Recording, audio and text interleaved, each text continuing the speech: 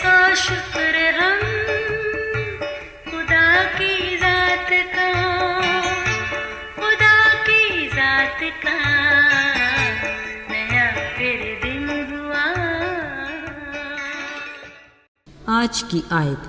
اور جب وہ بدرو نکال دی گئی تو گونگا بولنے لگا، اور لوگوں نے تعجب کر کے کہا کہ اسرائیل میں ایسا کبھی نہیں دیکھا گیا۔ متی 9:33 آیت۔ عزیزو، آج کا دور انتہائی جدید ترقی یافتہ دور کہلاتا ہے، جس نے انسان کو بہت سی سہولیات فراہم کر دی ہیں۔ زندگی کے ہر میدان میں مشینوں نے ہم انسانوں کے بہت سے کام اپنے ذمے لے لیے ہیں۔ ایک گھر ہی کو لے لیں، سیڑھیوں کی تھکن سے بچ کے ایلیویٹر 1 منٹ میں گھر کے دروازے تک پہنچا دیتا ہے۔ گرمی کی آوازاری سے بچنے کے لیے ہاتھ کے پنکھے کو کیا گھمانا، بس بٹن دبائیں اور اے سی کی ٹھنڈی ہوا سے لطف اندوز ہوں۔ ٹھنڈا پانی پینے کے لیے گھڑے کی گردن کو جھکانے کی کیا ضرورت ہے؟ واٹر کولر کے بٹن کو ذرا سا دبائیں، لیجیے جناب، ٹھنڈا پانی حاضر ہے۔ اب تو کچن میں امی جان بھی بڑے مزے میں ہیں۔ ایک طرف مشین گندے کپڑے دھونے میں مصروف تو دوسری طرف پریشر کوکر سیٹی بجا کر کھانا تیار ہونے کا اعلان کرتا رہتا ہے۔ اگر ٹھنڈا کھانا گرم کرنا ہے تو گھبرائیے گا نہیں، مائکرو ویو خدمت کے لیے ہر وقت تیار۔ پھر آج کی امی جان کے لیے آٹا گوندنا، روٹی پکانا بائیں ہاتھ کا کام ہے۔ کچن میں ہر طرح کی مشین حاضر خدمت ہے۔ رہی برتن دھونے کا مسئلہ تو جناب اس کا حل بھی موجود ہے۔ یوں ہی زندگی کے ہر شعبے میں ہر طرح کی مشین بڑے احسن طریقے سے اپنی ذمہ داریاں نبھا رہی ہیں۔ عزیزو، کچھ مذائقہ نہیں، جب رب مہربان تو پھر بھلا کسی کو کیا اعتراض ہے؟ پر سوچنے کی بات تو یہ ہے کہ ان مشینوں کو ایجاد کرنے والا ہے کون؟ یقیناً یہ انسانی ذہن کی اختراع ہے۔ اب اس انسانی ذہن کو بنانے والا کون ہے؟ بلا شبہ خالق خدا۔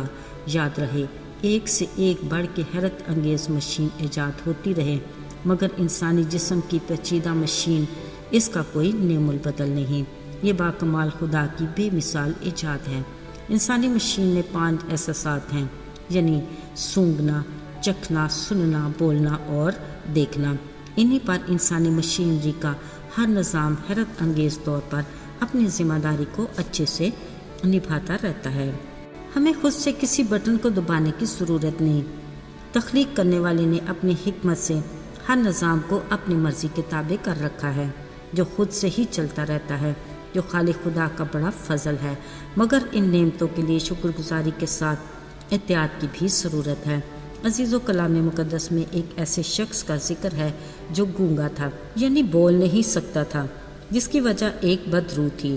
ایک دن یسوع اپنے شاگردوں کے ساتھ کہیں جا رہے تھے کہ لوگ ایک گونگے کو پکڑ کر یسوع کے پاس لائے۔ اس کے نہ بولنے کی وجہ وہ بدرو تھی جس نے اسے جکڑ رکھا تھا۔ یسوع نے اس سے کچھ پوچھے یا کچھ کہے بغیر اسے بدرو کو نکالا۔ کلام میں لکھا ہے کہ وہ بولنے لگ پڑا۔ عزیزو، کچھ پل کے لیے اس منظر کو اپنے خیالوں سے نکال کر نگاہ میں لاتے ہیں۔ ذرا سوچئے، جیسے ہی وہ بدرو کی گرفت سے آزاد ہوا، بھلا اس نے پہلے الفاظ کیا کہے ہوں گے؟ یقیناً اس نے اپنے شفا دینے والے کا شکریہ ادا کیا ہوگا۔ اس کی آواز سنتے ہی وہاں کھڑے لوگوں نے بڑے تعجب سے کہا، ہم نے اسرائیل میں پہلے کبھی ایسا نہیں دیکھا۔ لگتا ہے اس معجزے کو دیکھنے والے یہ لوگ ایسے ہوں گے جنہوں نے شاید یسوع کے کسی بھی معجزے کو کبھی دیکھا نہیں ہوگا۔ ہاں، ضرور سنا ہوگا کہ یسوع معجزے کرتا ہے۔ جب بھی وہ اس گونگے کو یسوع کے پاس لائے، مگر معجزہ پہلی بار دیکھا گیا ہوگا۔ جب بھی حیرانی سے بولے، ہم نے پہلے کبھی ایسا نہیں دیکھا۔ خیر، دونوں صورتوں میں انہیں یسوع کی قدرت کو دیکھ لیا، جس کے باعث ان کے ایمان مضبوط ہوئے اور انہوں نے اس کا اقرار بھی کیا۔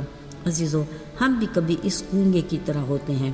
ہمارے باقی کے 4 احساسات یعنی سونگھنا، چکھنا، سننا، دیکھنا اپنی جگہ پر قائم رہتے ہیں اور کام کر رہے ہوتے ہیں، مگر ہم بول نہیں پاتے، کیونکہ ہم اپنے گناہ کے باعث اپنے بلیک میلر ابلیس کے ہاتھ مجبور ہو جاتے ہیں۔ وہ ہمیں کہتا ہے کچھ بولنا نہیں، کیونکہ تم جس قدر گناہ گار ہو اب تمہاری سنوائی نہیں ہو سکتی۔ یوں ہم اپنے آسمانی باپ کے سامنے جانے سے اور بولنے سے کتراتے ہیں اور اپنے گناہوں کا اقرار کرنے کی ہمت نہیں کر پاتے۔ میرے عزیزو، ہمیں گھبرانے کی ضرورت نہیں۔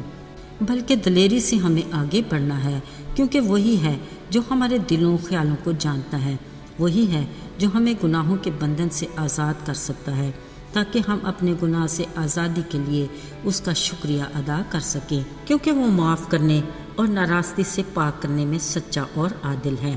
اپنے لبوں کو کھولیں اور اس کی حمد و ثنا کریں، کیونکہ وہ بھلا ہے اور اس کی شفقت ابدی ہے۔ آئیے دعا کریں۔